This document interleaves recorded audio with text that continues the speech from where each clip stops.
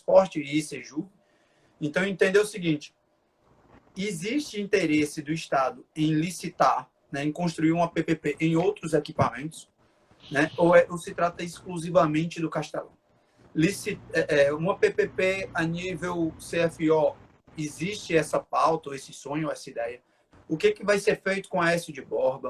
Né? E o que pode vir a ser feito com o Paulo Sarazate? Embora a gente está mudando de esfera municipal e estadual, mas para a gente falar de equipamento esportivo como um todo. Bom,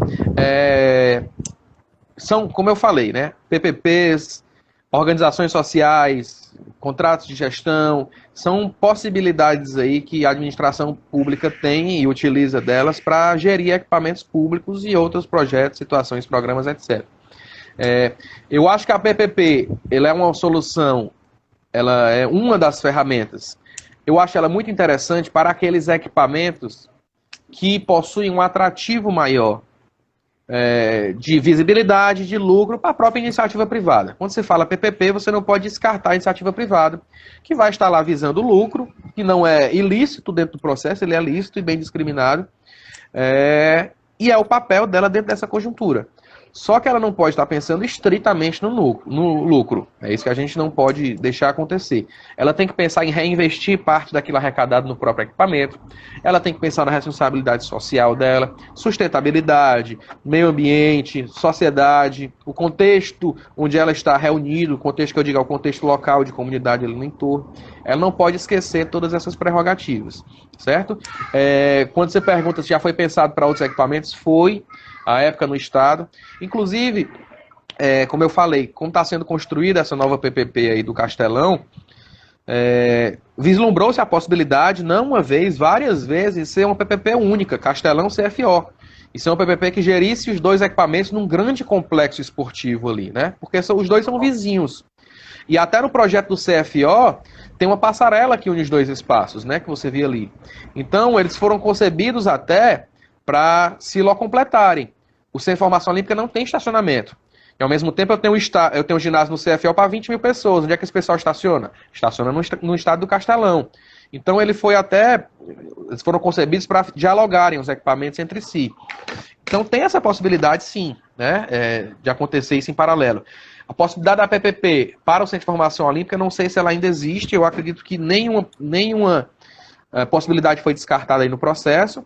Atualmente é um contrato de gestão que tem com o Instituto Dragão do Mar, que é uma organização social, que é um outro formato de gestão diferente da PPP, né, onde ela tem que atender metas pré-estabelecidas em todo um programa que foi formulado, um plano de trabalho, mas é diferente da PPP. Ela não prevê uma licitação. O contrato de gestão de formação olímpica, ele é feito com organizações sociais, que é uma classificação a uma entidade da organização da sociedade civil, né? É tipo um título que o Estado dá a ela. Se ela consegue reunir os pré-requisitos, ela pode pleitear esse tipo de organização social. A partir do momento que o Estado dá esse título a ela pode buscar parcerias aí dentro do próprio Estado. A única organização social que o Estado deu a prerrogativa para a gestão de equipamentos de esporte é o Dragão do Mar, né? Por quê? Porque tem expertise para tal? Não, ainda carece muito de expertise para tal. Ele tem muita expertise na área de equipamentos de cultura, né? Ele gerencia, para quem não sabe, o próprio Dragão do Mar ali, né? Conhecido, que vem do nome. Gerencia o Centro Cultural do Bom Jardim, CCBJ.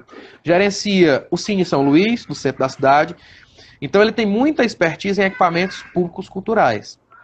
E foi dada essa chancela para equipamentos esportivos muito mais pela experiência dele em gestão de equipamentos públicos do Estado, não somente do esporte. Pela carência que nós temos de entidades de gestão pública de equipamentos esportivos, né?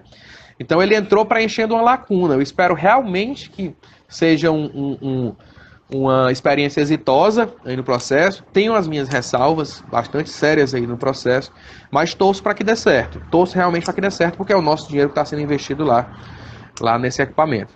Então, realmente é dentro desse processo, sim. Poderia uma instituição, né, e aí linkando que você está quase respondendo já a pergunta do Jefferson, se fosse uma instituição esportiva, né, com expertise num segmento esportivo, na cultura esportiva, teria um resultado talvez melhor, tanto a curto prazo como de impacto, né, de capilaridade, vamos dizer assim. Exato, a meu ver. E eu acho que os ouvidos têm sempre que estar atentos, sabe? Eu acho, assim, que falta o IDM dialogar com aqueles atores do esporte cearense, certo? E aí eu fiz bastante esse apelo quando eu estive à frente lá da secretaria. O Adriano César, que é o atual superintendente do CFO, sabe disso. Diversas reuniões nós tivemos com questão desse processo. Eu acho que falta o Dragão do Mar, que não tem expertise na área do esporte específico, escutar os atores do esporte estadual, tá certo? Ele tem que, digamos assim, tomar a frente desse processo, lógico, ele tem que ser o poder decisório da história, mas ele tem que escutar os atores. Escutar as federações estaduais, escutar a comunidade do entorno, escutar as confederações, escutar as ONGs que trabalham com o esporte aqui no estado do Ceará, Secretaria de Esporte, Secretaria de Educação, Secretaria de Saúde, que é um equipamento público esportivo, deve trabalhar com a parte de saúde. Enfim, eu acho que ele tem que escutar esses atores para construir um processo mais sólido, certo? A meu ver, é mais ou menos dessa proposta. A gente tem um equipamento de excelência, foi concebido à época, numa época diferente, ele foi concebido ou pensado há 8 anos atrás, digamos assim, dentro de uma realidade que nós tínhamos um Ministério do Esporte, nós iríamos receber umas Olimpíadas e tudo. E tudo isso foi uma época que já passou. Então a gente tem que estar enxergando um novo cenário aí no processo. E eu usei esse termo em várias reuniões, fiz essa analogia. Nós temos um restaurante francês num centro da comunidade que, infelizmente, passa fome no entorno. Então, a gente tem um equipamento de alta excelência esportiva no coração aqui do Ceará, certo? Quando as nossas menores modalidades ainda carecem minimamente de uma organização esportiva. Então, a gente não pode simplesmente trabalhar com filé mignon, apesar dele ter sido feito para trabalhar com filé mignon. A gente tem que, muitas vezes, fazer um trabalho mais social, mais educativo, e aí daqui a um tempo a gente possa trabalhar mais o rendimento, que foi o objeto principal que o equipamento foi construído.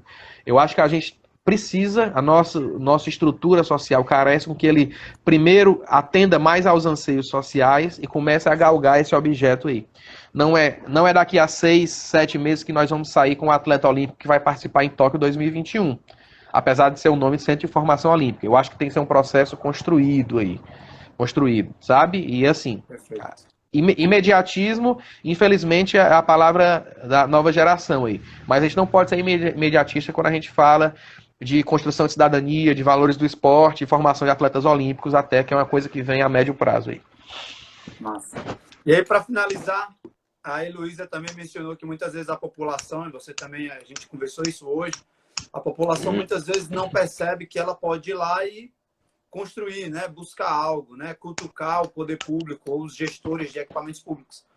E aí, para a gente passar a batata, né, como o Eduardo fez muito isso no webinário da semana passada, cita aí 3 modalidades, né, que poderiam, que está tudo pronto lá no CFO, 3, rapidamente, assim, que vem na tua cabeça, se tiver mais de 3, tudo bem, que batam lá na porta do Instituto Dragão do Mar, porque lá está tudo pronto para vocês.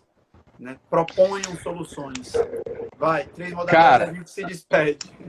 Para falar a verdade, nem só 3. Eu acho que a gente, como eu falei, a gente tem federações, a gente tem a possibilidade de atender mais de 23 modalidades esportivas lá. Se eu não me engano, é esse número. Mas tem no site lá bem específico.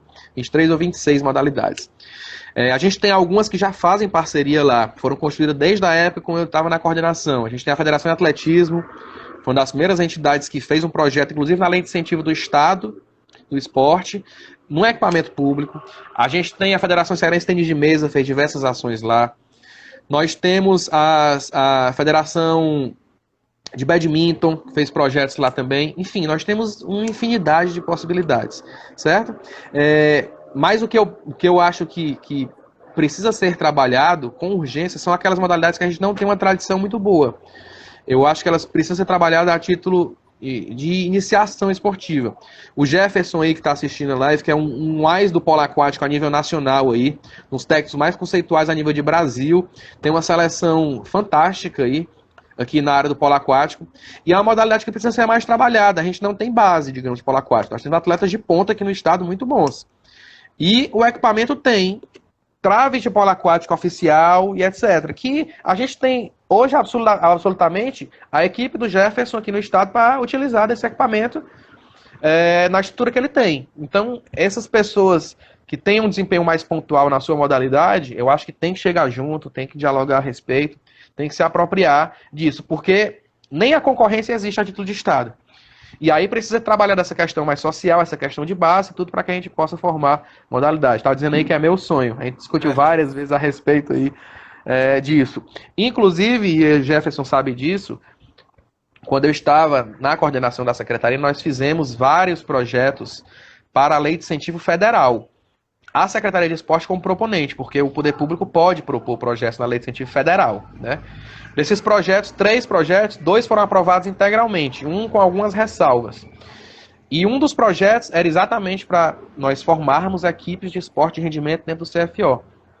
E a gente colocou a equipe de atletismo, de rendimento lá, com médico, fisioterapeuta, toda uma estrutura. Esse projeto está aprovado. Já passei, inclusive, lá para o João Neto do CFO, para que ele busque a captação, porque isso dá sustentabilidade para o equipamento.